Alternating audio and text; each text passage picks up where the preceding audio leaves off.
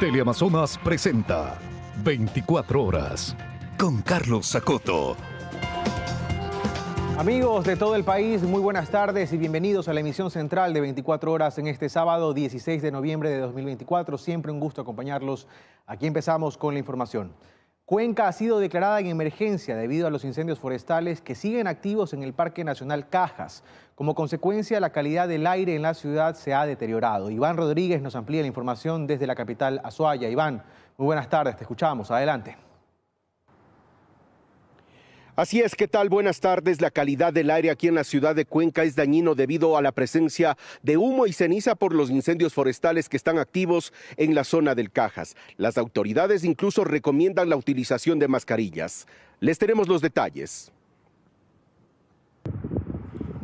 El fuego se extiende rápidamente por lo seco de la vegetación. Los fuertes vientos no ayudan. Así amaneció el Parque Nacional Cajas. Son 4 los incendios forestales en esta reserva natural. En Molleturo, en Chaucha, en el Cerro Cancán y en Yabiuco. ¿Qué tipo de vegetación es la que se está consumiendo? Ya es propia de la zona, vegetación nativa, chaparro, paja que se está quemando. A las primeras horas de este sábado las brigadas salieron a combatir el fuego. Son varias instituciones públicas y privadas las que se sumaron a esta tarea. 2 helicópteros de la FAE y de las Fuerzas Armadas también realizaron descargas. Quiero agradecer a toda la gente, a todos los colectivos, a todas las personas que se han empoderado y han mostrado su muy buena voluntad y su preocupación sobre este suceso, ¿no? Quiero darles un afectuoso agradecimiento por sus donaciones que son de gran utilidad y están siendo distribuidas y direccionadas a todos los sitios en donde se requiere y donde tenemos gente trabajando en el frente de combate de cada uno de los incidentes. La ciudad fue declarada en emergencia por los incendios. En tanto, la noche de este viernes sesionó el COE Nacional, donde se tomaron varias decisiones. Una de ellas, activar el apoyo aéreo.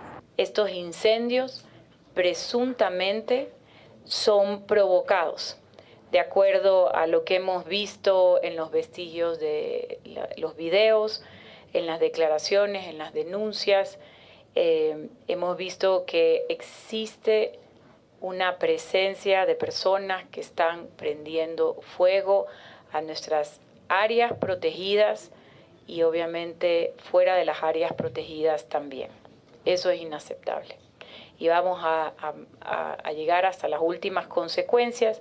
La canciller ha informado, de hecho en ese momento pues se dio la información de que el señor embajador del Perú aquí en el país, que estaba de hecho aquí en la ciudad de Cuenca, ha informado que desde el día de mañana viene un helicóptero y el día lunes estaría posiblemente ya el segundo, aunque están haciendo el esfuerzo para que los 2 vengan el día de mañana. El humo y la ceniza llegaron a la ciudad provocando que la calidad del aire esté completamente afectada, alcanzando a las 9 de la mañana a tornarse peligroso, por lo que se sugirió la utilización de mascarillas. Muy aparte de todo es el tema de la naturaleza, el tema de los animalitos que hay.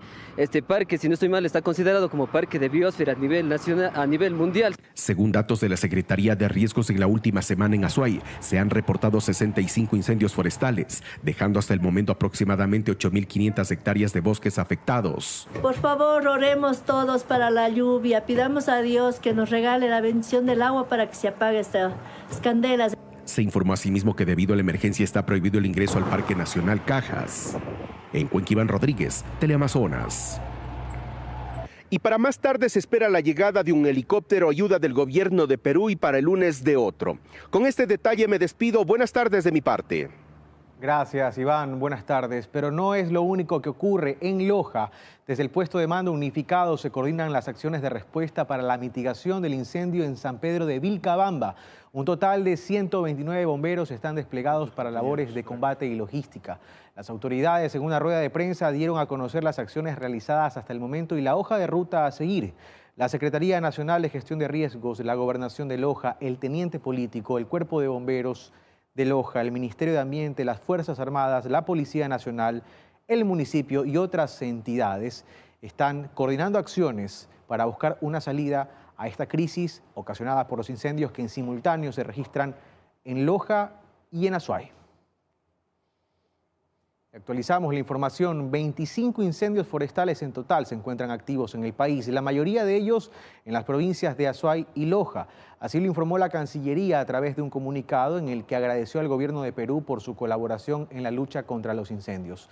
Según la Cancillería, Perú ha enviado 2 helicópteros equipados con sistemas de agua. Uno ya está en operación y el otro se unirá en las próximas horas. Y el Instituto Nacional de Meteorología e Hidrología, INAMI, anunció 2 advertencias meteorológicas para este fin de semana. La primera es para el norte y centro de la Amazonía, en donde se registrarán lluvias y tormentas leves y moderadas, mientras que en el sur de la sierra y en el litoral está activa una alerta de incendios por altas temperaturas, así como radiación extrema. Según el INAMI, las condiciones meteorológicas que se registran en el país no se han visto desde hace más de 40 años. Y hay algo de buenas noticias. Colombia ya podrá vender energía a Ecuador. Esto luego de una resolución aprobada por el vecino país. La decisión ocurre luego de un mes desde que el gobierno de Colombia suspendió la exportación de electricidad al mercado ecuatoriano a propósito de la sequía que este país también atravesó. Fue este viernes en la noche en que se emitió la resolución. Con ello se certifica que Colombia ya podrá vender energía a Ecuador, decisión que llega en medio de la severa crisis energética que atraviesa el país. Según se detalla en el documento oficial, las exportaciones de energía eléctrica a Ecuador se realizarán a partir de determinadas alternativas de generación, como plantas térmicas que operen con combustibles líquidos, plantas térmicas despachadas centralmente y de cualquier planta del Sistema Interconectado Nacional. Es decir, se abre la posibilidad de que Colombia pueda vender excedentes de energía termoeléctrica e incluso hidroeléctrica al país, siempre y cuando las condiciones lo permitan. Pues recordemos que días atrás Colombia también enfrentaba inconvenientes de sequía. Al igual que ustedes, pues sufrimos un fenómeno del Niño que arrancó el año pasado y que continúa en el primer semestre de este año. Y en ese orden de ideas, pues lo que nos sucedió es que en el mes de abril llegamos al nivel más bajo histórico que hayan presentado nuestros embalses. Llegamos a un nivel del 28% agregado nacional, lo cual nunca se ha presentado en los últimos 30 años de Colombia, en la historia reciente pues nuestra.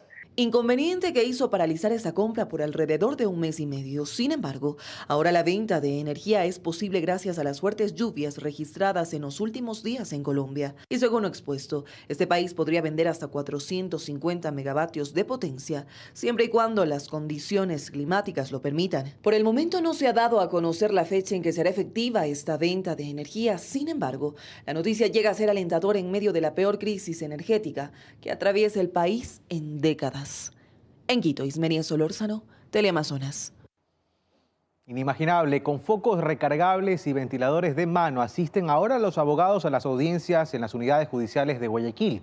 Los juristas insisten en medidas para no afectar al sistema de justicia. Los juzgados siguen sorteando medidas para no afectar aún más al sistema de justicia con los racionamientos de energía, y así lo evidencia esta providencia emitida por un juez del Complejo Judicial Florida Norte, en el que textualmente se dispone: se dispone que cada una de las partes procesales traer su propio foco recargable o lámparas recargables para asegurar la luz necesaria para la realización de la audiencia y práctica o producción probatoria, lo que es obligatorio. Además, se recomienda que las partes procesales también traigan sus respectivos ventiladores personales recargables. La razón de ser es por cuanto, por efecto del calor, en casos anteriores algunas partes procesales y defensa técnica han sufrido quebrantos de salud. Pero esta situación no es ajena a otros juzgados, los ubicados en la Unidad Judicial Albán Borja, donde se tramitan causas penales. Los abogados prenden sus linternas para leer oficios o buscar algún funcionario. Hay que andar con mi foco recargable para poder uno estar aquí en audiencia en claridad y poder leer lo que uno va a sustentar en audiencia. Pues se han visto en la obligación de tomar medidas para poder un poco facilitar el desarrollo de las audiencias pese a los problemas de energía eléctrica. Además de esto, los juristas muestran su preocupación ante la postergación de audiencias y la suspensión de jornadas que se realiza cuando se va el suministro energético. Jueces están optando por disponer que el Centro de Rehabilitación Social traslade hacia el tribunal de manera física a las personas privadas de libertad para evitar que las audiencias se suspendan. Todos los empleados se van, ni bien se va la luz, con el pretexto de que Se fue la energía eléctrica, no hay atención de ninguna clase. Los abogados afirman que estas mismas condiciones también se repiten en otros juzgados de la ciudad de Guayaquil, como es el caso del Complejo Judicial Valdivia Sur. Astrix Ingre, Teleamazonas. Y la cultura y el arte se apagan en la Casa de la Cultura Ecuatoriana Núcleo del Guayas. Los 54 días de apagones ponen en peligro desde obras de arte hasta piezas arqueológicas. Así lucen los pasillos del Museo de Arte Precolombino Carlos Ceballos Menéndez, ubicado en el 6º piso de la Casa de la Cultura Ecuatoriana Núcleo del Guayas. Durante las 12 horas de cortes de energía, sin visitantes y en peligro, cada pieza arqueológica que reposa en este museo debe ser conservada bajo climatización, aquella que ahora no se proporciona por los apagones. Nosotros, como institución, tenemos un patrimonio tangible muy importante dentro de la Casa de la Cultura y que necesita una climatización permanente. Al tener estos cortes de luz, estamos poniendo en peligro este patrimonio, que es un legado histórico, patrimonial para las futuras generaciones. Espacios sin visitantes. Al no poder utilizar el ascensor y encender la iluminación, se cancelan las visitas. No tenemos ascensor, por lo que no hay luz, y asimismo el espacio es oscuro. Entonces, lamentablemente, tenemos que decirles que regresen a otra hora, pero de pronto a esa otra hora ellos ya no pueden, y así ha bajado el nivel de la concurrencia de los visitantes. Esto también sucede en la sala de exposiciones. En este lugar se llevó a cabo el Salón de Octubre. Las obras ahora son retiradas por los artistas. Marta Rizo, directora de esta institución, nos menciona que los extensos horarios ponen en peligro la cultura y el arte. El sector cultural es siempre uno de los más afectados porque es uno de los más vulnerables en políticas públicas. Nosotros, por ejemplo, teníamos una visita por semana de 6.000 personas a la semana por varios eventos que tenemos, los hemos reducido, estamos en un 20%. Sin embargo, los artistas se reinventan, modificando los horarios, exposiciones e incluso presentaciones. Precisamente por los temas energéticos, hemos tenido que retrasar la presentación de la obra cerca de unas 3 ocasiones. Tanto no solamente en cuestiones de días, sino también en cuestión de horas. En los casi 2 meses de cortes, esta institución continúa, aunque las clases incluso se impartan en la oscuridad. Erika Vera, Teleamazonas. Y además de los cortes de energía, Quito continúa enfrentando los racionamientos de agua. Durante este sábado son más de 30 barrios a quienes se les cortará este servicio por alrededor de 9 horas. Ismenia Solórzano desde la capital nos amplía la información. Ismenia, muy buenas tardes, te escuchamos. Adelante. ¿Cómo estás, Carlos? Amigos televidentes, buenas tardes. Así es, los cortes de agua, estos cortes preventivos se continúan realizando en la capital debido a la sequía en los embalses que abastecen a los principales puntos de la ciudad. Ayer, por ejemplo, 42 barrios de Quito se quedaron sin líquido vital en un horario de 5 de la tarde a 3 de la mañana de este sábado. Para hoy regirá el mismo horario, pero en otros barrios, los mismos que corresponden al sector de Monjas. Aquí no tendrán agua El Guabo, Las Orquídeas, Jardín del Valle, San Bartolo, Germán Ávila, San Agustín, Chimbacalle, El Corazón, El Camal, México, La Pío 12 y Los Andes. En el sector San Bartolo también los barrios que no tendrán agua son Epiclachima, El Recreo, Clemencia, El Calzado, 1 de Mayo, Barrio Nuevo, Los Arrayanes, Atahualpa, La Magdalena, La Argelia Intermedia, Teniente Hugo Ortiz y Clemente Ballén, mientras que en el sector de Chirillacu Medio estarán afectados 200 casas, Ferroviaria Media, Ferroviaria Baja, Chaguarquingo y La Forestal Alta. Es decir, estamos hablando de más de 30 barrios que durante este sábado y hasta la madrugada del domingo no tendrán el líquido vital. Zonas abastecidas principalmente por la planta de tratamiento Puengasí. Y según lo que han informado las autoridades, se siguen manteniendo en las zonas altas los sectores afectados. Es lo que podemos comentarles hasta esta hora. Ustedes tienen más en estudios. Una buena tarde. Situación compleja en la capital, sin duda, Ismenia. Gracias por la información. Y la Comisión de Régimen Económico inició el tratamiento al proyecto de ley económico urgente en contra del lavado de activos que envió el presidente de la República.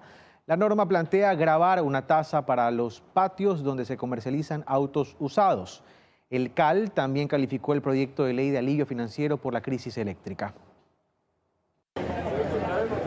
Los 2 proyectos de ley económicos urgentes que envió el presidente Daniel Noboa a la Asamblea ya están en manos de las comisiones para que inicien el tratamiento. El vicepresidente de la legislatura, Otto Vera, aseguró que en el CAL, al momento de ser calificados, hicieron observaciones al contenido. Fue calificado por mayoría pese a que algunos legisladores igual hicimos nuestras puntualizaciones. Es decir, nosotros estamos a favor de que se luche contra la criminalidad, contra el lavado de activos.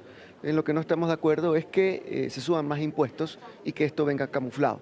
El proyecto de ley en contra del lavado de activos irá a la Comisión de Régimen Económico, presidida por la asambleísta de gobierno Natalie Farinango. Dice que en su contenido hay similitud a la ley vigente y que este mismo viernes la empezarán a trabajar. Tener una normativa que se acopla a estándares internacionales, pero que también atienda a la realidad nacional y así realizar una real lucha contra la corrupción y contra la impunidad económica. Uno de los invitados principales va a ser el director de la Unidad de Análisis Financiero y Económico del Ecuador. Esta propuesta, entre lo nuevo, propone gravar una tasa en las transacciones de compra y venta en los patios de autos usados. Lo único que vemos es el cobro de una tasa y por única vez. Entonces, el tema central aquí es cómo una tasa puede solucionar o evitar que esos recursos vengan de fondos ilícitos. En cuanto al proyecto de ley para el alivio financiero por la crisis eléctrica, el texto irá a la Comisión de Desarrollo Económico, también presidida por el gobierno. Hay cambios importantes que se busca añadir, dice el asambleísta Adrián Castro. Ejemplo que le pongo, proveedores del Estado que no pudieron cumplir a tiempo con el tema de la presentación de sus productos, uniformes escolares.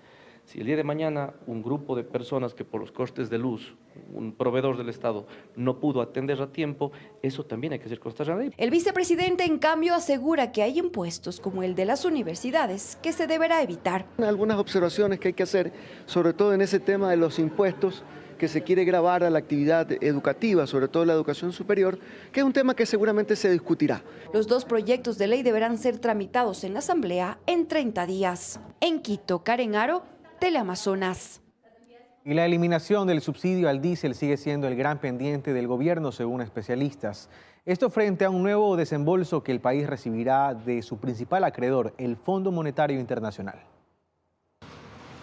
Ecuador espera que entre noviembre y diciembre de este año se concrete un nuevo desembolso del Fondo Monetario Internacional de $500 millones como parte del programa de crédito aprobado en mayo. Para ello, el multilateral ya ha hecho una primera revisión en la que el economista Juan Carlos Jácome detalla que uno de los principales hitos con los que ha cumplido el país es el de materia tributaria. Logró algo inédito, el poder subir el IVA a un 15%, logró algo mucho más significativo, que era el generar todo un flujo importante de dinero sobre la base de esta retención a las grandes contribuyentes. Pese a esto, el exministro de Finanzas, Fausto Ortiz, afirma que hay otros puntos que están pendientes y son justamente los de mayor costo político. Dentro del 2024 no creo que se contemple nada más en subsidios, sobre todo en el caso del diésel, pero sí van a tener que analizarse para el próximo año, me imagino después de la campaña electoral. Ortiz asimismo indica que aunque el acuerdo con el Fondo Monetario Internacional tiene como propósito apoyar al país en el fortalecimiento de sus cuentas fiscales, la realidad es que la economía decrecerá. Este año el déficit pudiera ser ligeramente inferior, pero los atrasos se mantendrían. ¿Qué quiere decir eso? Que estamos pagando con ciertos atrasos algunos desembolsos que no se recibe. De hecho, este año 2024 lo más probable es que tengamos una caída en la economía del 1%. Jácome, quien prefiere ser conservador en las proyecciones, agrega que la crisis eléctrica ha influido en la desaceleración económica. Y eso, sin duda alguna, desordenó mucho de lo que estaba planificado de aquí hasta cierre de año. Probablemente vayan a aguantar digamos que gasto que estaba ya presupuestado en ciertos nichos como quizás educación, en lo social. El programa del Fondo Monetario Internacional es de un crédito total de $4.000 millones en 48 meses. Y mientras se cumplen los plazos, el gobierno evalúa actualmente la posibilidad de acogerse a una nueva línea de crédito con el mismo multilateral. Astrix Ingre, Teleamazonas.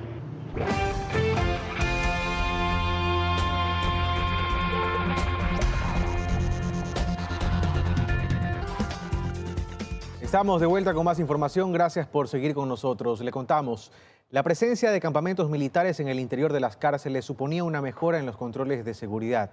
Sin embargo, la más reciente masacre registrada en la penitenciaría revela que estos han sido insuficientes y que la tregua entre organizaciones delictivas terminó.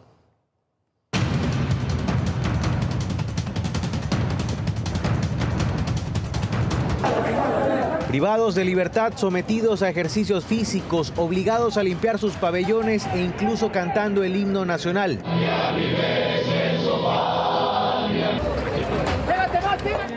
Eran las imágenes con las que el gobierno demostraba a inicios de 2024 que había retomado el control de las cárceles. Ocurrió en enero cuando se declaró la existencia de un conflicto armado interno.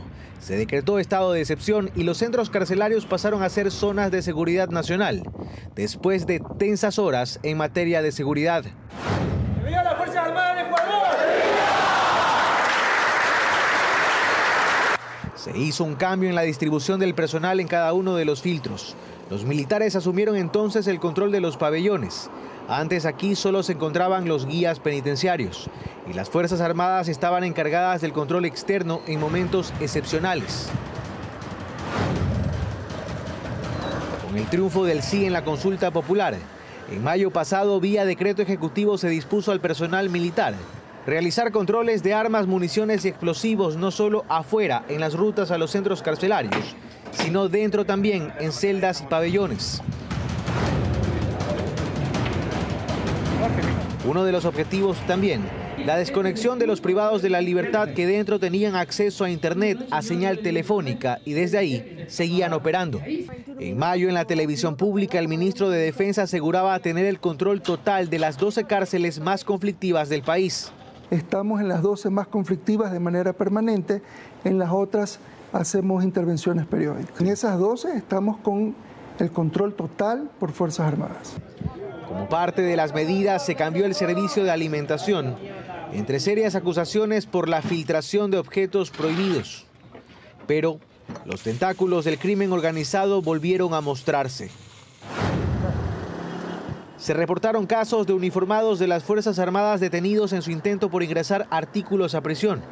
Uno de los hechos más escandalosos, la detención de 15 militares que en junio pasado intentaron ingresar dinero, celulares y otros objetos prohibidos a cambio de una jugosa compensación.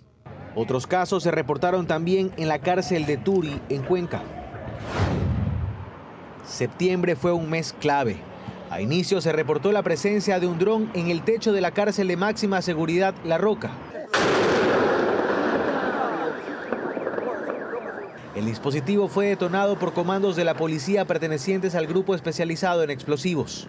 Pero días después, el asesinato de 2 guías penitenciarias en los exteriores del complejo carcelario del Guayas, así como el de la propia directora encargada de la penitenciaría del Litoral y otros ataques a funcionarios del SNAI, dejaban entrever que la violencia apenas había dado una tregua. Y es que también el hallazgo de privados de libertad colgados en sus celdas advertían que las bandas criminales seguían enfrentadas. Todo se confirmó en la última masacre carcelaria, la primera del actual gobierno. Dentro se encontraron armas blancas de fuego y explosivos. ¿Qué falló? No se han dado mayores pronunciamientos desde el gobierno nacional. La tensión ha vuelto.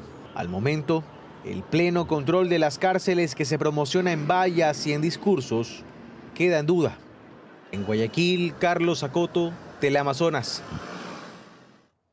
Al menos 7 fallecidos y más de 20 heridos deja un siniestro de tránsito reportado en Ventanas, provincia de Los Ríos. Los afectados iban a bordo de un bus de transporte público. Así fue como quedó el bus interprovincial de la Cooperativa de Transporte Kennedy, luego de que el conductor perdiera el control del vehículo y se volcara sobre un costado de la vía de la carretera estatal 25, por el recinto Lechugal, perteneciente al cantón Ventanas en la provincia de Los Ríos. El fuerte siniestro de tránsito se reportó aproximadamente a las 2:30 de la madrugada de este sábado 16 de noviembre. Según el reporte de la Comisión de Tránsito del Ecuador, al menos 7 personas murieron y más de 20 resultaron heridas, quienes fueron trasladadas a diferentes casas de salud cercanas. Según testigos, personal de las unidades de rescate tuvieron que sacar incluso a personas de entre los fierros del vehículo. El autobús siniestrado cubría la ruta Pedernales-Santo Domingo. También durante la madrugada de este sábado, al menos 4 personas más murieron, luego de que un bus de la cooperativa Transesmeraldas sufriera un accidente de tránsito en la vía Atacames-Esmeraldas. Ricardo Alcíbar, Teleamazonas. Y 2 adultos mayores fallecieron a causa de un gran incendio ocurrido en el cantón Pedro Carbo, en la provincia del Guayas. El siniestro comenzó después de las 10:30 de la noche del viernes y personal del Cuerpo de Bomberos llegó al lugar. Tras más de 1 hora de trabajo, lograron controlar las llamas que destruyeron la vivienda de las víctimas. Hasta el momento se desconocen las causas de este incendio. Y al menos 2 asesinatos fueron reportados este sábado en Guayaquil. Una de las víctimas fue el conductor de un camión, quien fue acribillado mientras entregaba un cargamento de embutidos en un mercado municipal ubicado en las calles Alcedo, entre José Mascote y la Avenida del Ejército, en pleno centro de la ciudad. Según información preliminar, la víctima estaría siendo extorsionada. Previo a este caso, alrededor de la 1 de la madrugada, un hombre fue atacado a tiros en el sector del Guasmo Sur. Se presume que este crimen fue un ajuste de cuentas entre bandas delictivas. Con estos 2 asesinatos, la zona 8, que incluye a Guayaquil, Durán y San Borondón, ha registrado más de 2.020 muertes violentas en lo que va del año. Y durante la noche de este viernes y la madrugada del sábado, el bloque de seguridad detuvo a 92 personas, de las cuales 71 son hombres y 21 mujeres, por infringir el toque de queda vigente en el Cantón Durán desde el 3 de octubre pasado. Esta medida implementada por el gobierno restringe la libertad de circulación en la ciudad de 10 de la noche a 5 de la mañana y tiene como objetivo reducir los niveles de violencia.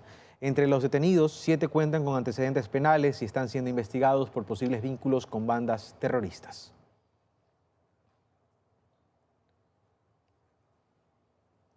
Con estas imágenes nos vamos a un corte comercial, ya venimos con más, siga con nosotros.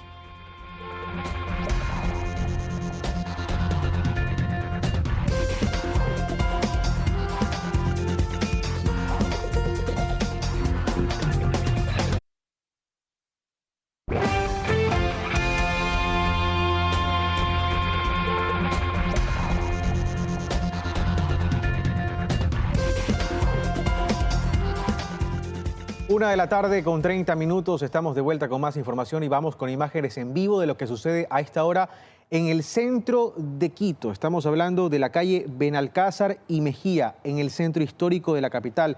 Se reporta desde tempranas horas de la mañana un incendio estructural. Esto, para que usted se haga una idea, es a una cuadra del Palacio de Carondelet.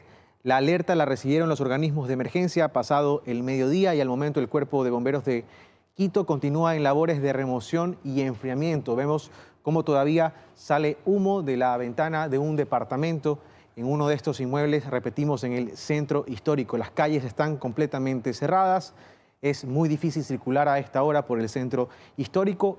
El Cuerpo de Bomberos continúa haciendo su trabajo en una zona que ha sido acordonada, pero aquello no ha evitado el paso de curiosos en la zona. Trabajos de enfriamiento y remoción es lo que al momento el Cuerpo de Bomberos de Quito hace en una vivienda a una cuadra nada más del Palacio de Carondelet para poder contener este incendio que, repetimos, sucede a esta hora. Son imágenes en vivo de un equipo de 24 horas que se encuentra en el punto. Y las secuelas por el deslizamiento de tierra ocurrido en el cantón Alausí, provincia de Chimborazo, hace más de un año, todavía está presente en sus habitantes. Este fenómeno destruyó 57 viviendas y provocó que algunos moradores abandonaran sus casas por temor a otro deslave. Ricardo Cruzati se encuentra en el lugar y nos amplía la información. Ricardo, muy buenas tardes. Adelante. Así es, ¿qué tal? Más de 70 personas perdieron la vida en este deslave de tierra que ocurrió aquí en Alausí hace más de un año, donde incluso el personal de socorro tardó alrededor de 3 meses en recuperar varios cuerpos y otros lamentablemente quedaron sepultados. Nosotros hemos realizado un reportaje contando más de este trágico acontecimiento que aún está presente en cientos de personas. Veamos. Ha pasado más de un año desde que un deslave sacudió a Alausí, arrasando casas y cobrando la vida de varias personas.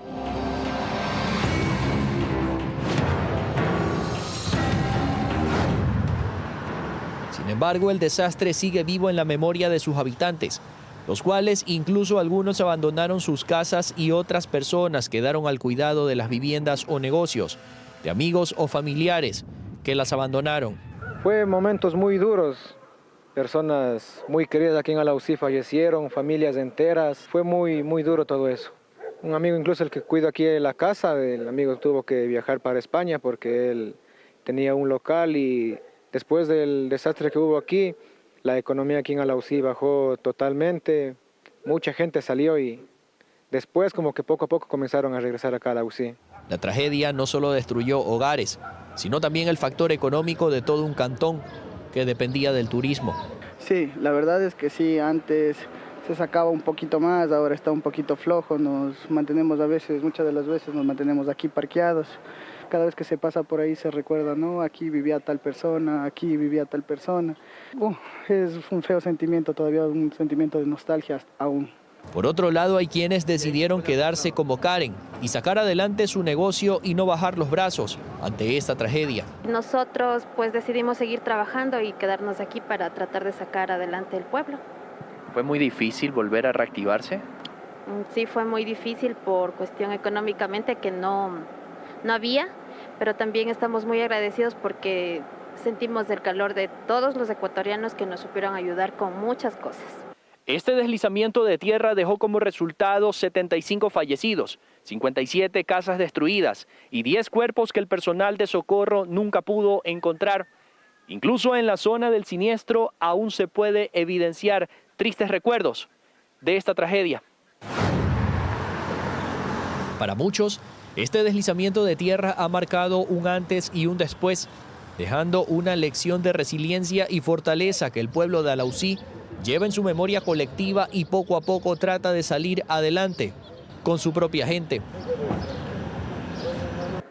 Una tragedia que deja cicatrices imborrables, pero también fortalece el compromiso de miles de personas en volver a construir y levantar a Alausí. Eso es lo que les podemos contar a esta hora. Volvemos con ustedes con más estudios. Gracias, Ricardo. El espíritu de resiliencia en la población siempre presente. Y más de 3 millones de productos han sido retirados del mercado en lo que va del año en Ecuador por la Agencia de Regulación y Control y Vigilancia Sanitaria ARCSA. Esto debido a que los productos no cumplían con los requisitos establecidos. Además, Guayas y Pichincha son las provincias que presentan más casos de clausuras de locales. La Agencia de Regulación, Control y Vigilancia Sanitaria ARCSA ha venido realizando operativos de control a nivel nacional y es por eso que en lo que va del año 342 establecimientos a nivel nacional han sido clausurados debido a las malas prácticas en el tratamiento y almacenamiento de productos alimenticios. Un tema que vemos que suele ser muy reiterado también es las malas condiciones de almacenamiento de los productos. Esto quiere decir, hay productos que requieren un almacenamiento a una temperatura adecuada para garantizar su consumo. Además, ya son 55.000 los controles que se han realizado en productos y establecimientos, dando como resultado que 3.3 millones de productos a nivel nacional sean retirados del mercado. Por ejemplo, esta última semana se sacó de las perchas de negocios del país el producto jugo verde detox, ya que este contenía parámetros elevados de plomo. Pero ¿cómo saber si un restaurante tiene un buen manejo de alimentos? Pues la ARCSA desde febrero del 2022 implementó una tarjeta de calificación sanitaria para establecimientos de alimentación colectiva o alimentos preparados. Ahora, para acceder a esta calificación, los establecimientos deberán inscribirse en las coordinaciones zonales, recibir el curso sobre el manual de prácticas correctas de higiene y manipulación de alimentos, solicitar la respectiva inspección en las coordinaciones zonales.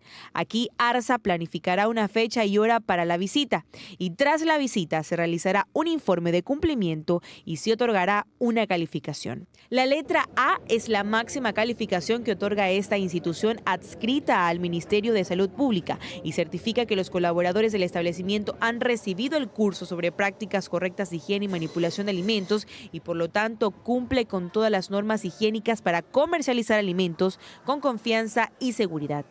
Esta calificación tiene una duración de 3 años. Sofía Huir, Teleamazonas.